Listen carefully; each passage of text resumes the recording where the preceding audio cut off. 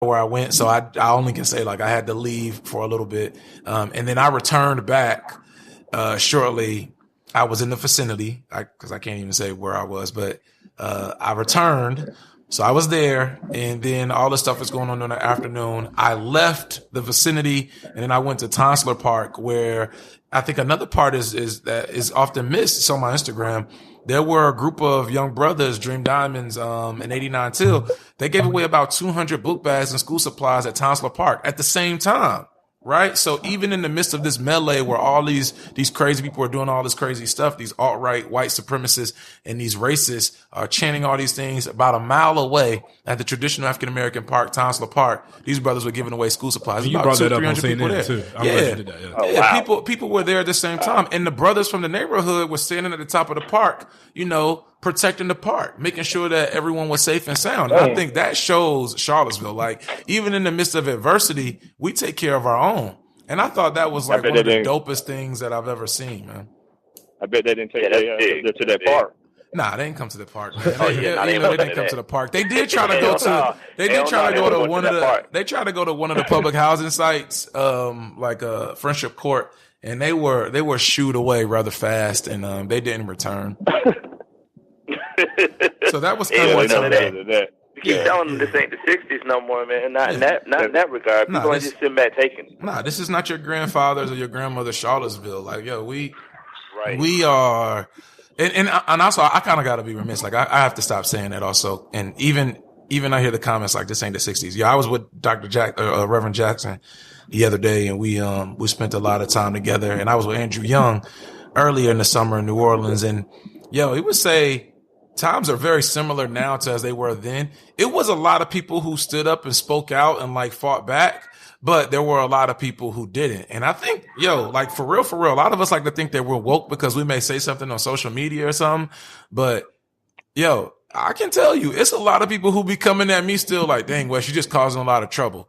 Or like when you go here, man, like you come to like, man, things were fine before you came, black and white. Like, don't get it twisted. Oh, wow. And I was asking Reverend Jackson and Mr. Young, like, how did y'all handle that? And Andrew Young said something to me that I thought was probably the realest thing ever. He said Dr. King told him, you must always, always be patient with the people, but never, ever be patient with progress. Wow. So people are all like, we've been conditioned to be fearful. So you must always be patient with them. But progression and progress, nah, you always push for that. So always be patient with the people, but never be patient with progress.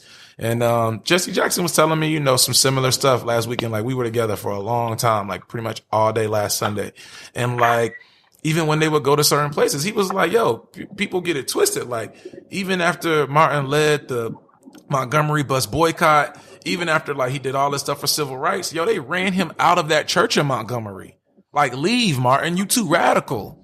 Wow. You gotta go. And he would say, like, they would go to certain places and there'd be black folks say to them, like, man, why y'all come here? Like, y'all just gonna rile all this stuff up. We were fine before you came. Don't get it twisted. Like, while it's maybe lauded, like, all around the country, like, oh, Wes is like hero, super Negro or something. Nah, it's still some people in Charlottesville mad at me.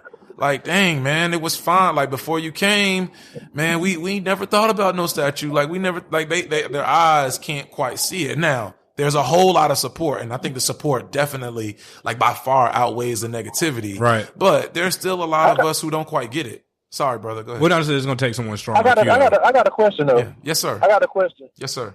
Yeah. So like this, I don't know if it's a morbid question or whatever, but like all of us on the podcast, we know we're trying to work hard and leave a legacy for our children. Mm-hmm. And whatever you've done in life, because if I die right now, they'd be like, Ham, ex-USC football player, blah blah blah, this, right, blah, blah, blah, XYZ, right? Right. So in the light of all these new developments in your life and the course that your life is going, has your view of your own mortality changed in the scope of becoming like legit Black history if something were to ever happen? Because if you take the amount of death threats that you receive and multiply that times one, that many times more death threats than I've got. Right. You see what I'm saying?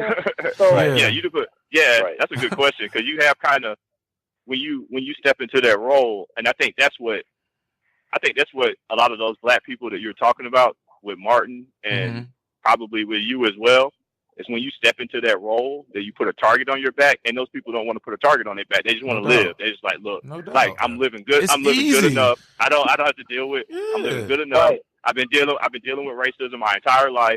It's to the point where now it's like I'm kind of numb to it, and I just want to live. And to step into the spotlight, or even to go out into a protest and carry a sign, you put a target on your back, right? And you accepted that role. So yeah, that's a good question, Ham. Well, I don't know if like I accepted the role as much as God said, like, this is what you're going to do. Like, it's no running from it. Like, you know, like, it is kind of different. It's like, all right. Like, even when times when I don't want to do certain things, it's like you get a pit in your stomach where it's like, you know, this is pretty much God telling you, yo, let's get to it. You know what you're supposed to do. Like, I feel like also, this is, I mean, it may sound a little crazy to some people, but this is kind of what God has been grooming me to do ever since I was like 12 or 13 years old. I took my first missions trip to Mexico with my church when I was 13. And like, I remember, I'll never forget, the pastor was asking, like, we need somebody to deliver the message. One of y'all. It's like, who's going to do it? And like, my hand just raised and like, all right, I'm going to do it. And my pastor was like, yeah, I knew it would be you. And then ever since then, my pastor would like let me do like mini sermons at church. Wow. Or he would help me like deliver speeches or like figure out how to write stuff. I've always been like an avid reader, right? Like specifically learning about like Black history. I read Uncle Tom's Cabin when I was in the 8th grade. And my teacher gave me that. And then she gave me the Cliff Notes to go with it so I could understand it. I've always been enamored with this kind of stuff. And I don't think that's by mistake. I never forget getting in a fight in my neighborhood. I was back in South Carolina for a summer on Atlantic Beach, and I got in this big fight. Like, with me and a couple of my cousins, we fought from one street all the way to the next street, and like we just kept going. I remember my aunt telling me, I never forget, she was like, how you gonna be a Black revolutionary leader and you out here fighting like all in the street? And like, I've never forgot her telling me that. Wow. And it's like, so again, it's just little nuggets. Yo, when I was in school, when I was in college at State, my uncle's a pastor in Manning. He literally like every Sunday would make me drive I had a car. He made me drive from Orangeburg to Manning to 44 miles every Sunday to be at church with him, to like sit with him on Sundays, soak up his energy, soak up like how you do certain things. So I don't think any of those things were by mistake, right? And then me moving to Charlottesville wasn't a mistake. Like, God knew all along this is what was going to happen. So yeah. Also, now let me say, like, don't think like there's not times where I'd be like, damn, man, like, what in the world? So when we were leaving the park on the 12th, right after I gave my speech, I gave my speech and everybody's like, yeah. And like, I have to have 3 dudes who are 6'6", 250 walk with me somewhere else. And that's like, those are the 3 who are right beside me. And then there's 3 state police officers outside of them. They're all like looking for something. Like, I can't go anywhere without them. You know what I'm saying? So like, I asked that question even then. I had put it on my IG story. I wish I would have saved that video. And I was like, damn, man, I feel like we back in the 60s. Like, yo, I can't go nowhere without, like, I can't even go nowhere. And my friend was joking like, dang, Wes, you said you run the city. Like, you can't go nowhere by yourself. Like, we joking, but it was real. Like, even now when I'm in Charlottesville, like, I can't go anywhere. Like, it's like they, you know, people are folks starting to recognize you outside of Charlotte. Yeah. So I was in like Charlotte. I was in the airport the other day, and like all these people just start coming up. I flew to New Orleans a couple days after everything had popped off. Van Jones from CNN and Rock Nation asked me to come out to do something. And, like, you walk in and it's like 2,000 people there and they all know who you are. Like, it's crazy. Even I was at, my, wife's cousin's wedding yesterday here in Columbia, and people coming up like, yeah, man, we all been watching you. I'm like, you know, yada, yada, yada. I was in New York. It's part of the process though. Yeah. It was in New York with Angela Ryan. Like, we're in New York, right? I'm thinking like, all right, well, we go to New York. Nobody gonna know who like I am. I go to New York all the time, but nah, like I'm out there and they're like, yo, you're that guy. Like, you're Wes, man, let's take a picture. And I'm like, all right, cool. Wow. It don't, you know, it's not to be narcissistic. It's just like you said, bro, like it just comes with it. But I do also know that this is just a part of the movement. And I don't want ever people to also think that I'm not normal, right? And this is also a part we know of you normal because you was right here, like in my house, right now. So that's. But this is another part of life that I'm coming into, because I will say for like the last 2 years, I've been very frustrated. Like, why can't I just be a regular person? Like, I always, my favorite thing would say to people like, yo, don't treat me like I'm Wes Bellamy. I'm just Wes.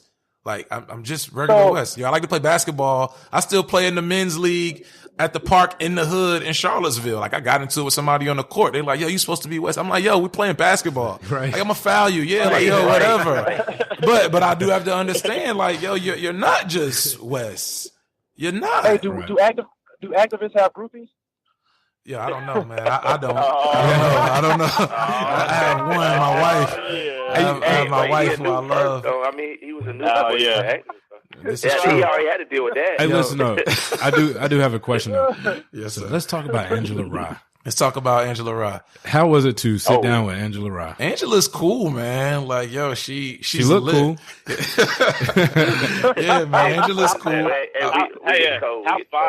How fine is Angela Rye? Angela's good people, man. That's like my sister, man. So just to put it out there.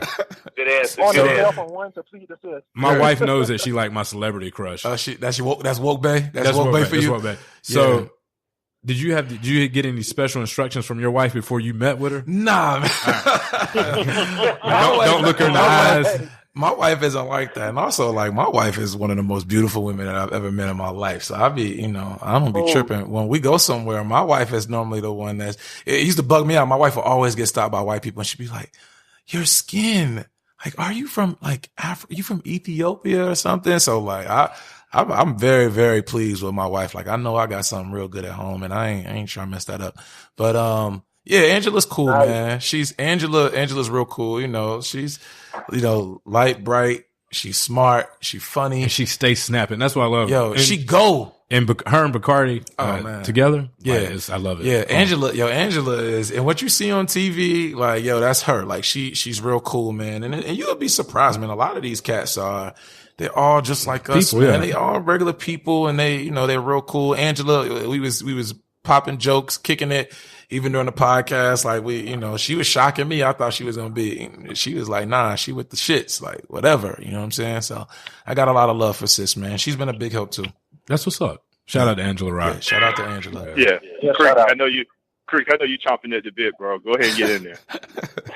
No, because it's funny because I'm actually kind of like, I'm on a podcast, but I kind of feel like I'm a listener too. It's kind of funny. Yeah, because you like put some real shit out there. Yeah. Well, my bad. You can tell me shut up. Tell me shut up anytime, bro. Like I know I can just start going. When you talking, that's what we want. We want you to go ahead. We want you to get into it. Like we want you to do what you're doing. Because it's like insight that you just don't know. I do have a question, Wes. Yes, sir. Now you spent time with Jesse Jackson, Reverend Jesse Jackson. Mm-hmm. And as well as some other well-known figures in the previous civil rights movement dating back to the 60s. Yes, sir. What is their take on, I know you said they feel as though things are very similar now. Right. How do they feel about this generation now, though? I guess that would be my question, because I know all of us are in our 30s. Yeah. How do they feel about this generation now as far as comparison to then and now as far as their ability and capability to push forward in getting that progress that we desperately want? So I'll be 100 with you. I don't really have those conversations with them because, but for me personally, I know what we're doing and, I still have some maturity to do. Yeah. So I know that like, I probably wouldn't even be receptive, good or bad, what they would say. Right. And I fear that they would say something negative about our generation and that would probably make me feel away. So I don't have those conversations. I normally just, I'm asking for advice. How did y'all deal with such and such? Or, do you ever get tired, man? What was it like? What did Dr. King say about such and such? And, they would give me little tidbits, but we don't go into the whole, like what we're doing because, and also to be 100 with you, I don't really know how this is going to sound. And please let me preface by saying I'm not trying to be narcissistic, but that ain't their job. That's my job. Yep. Right? Like, this is my job to lead us into what we need to do. My turn. I'm up next. Yeah, like this is on me and us, right? Like this is our generation's time and turn to figure out how we mobilize, how we lead this movement. And it's a lot of us out here doing the work, right? So how can I, it's just really hard for me to allow them to say, well, y'all aren't doing this or y'all aren't doing that. The only person who I've really took heed to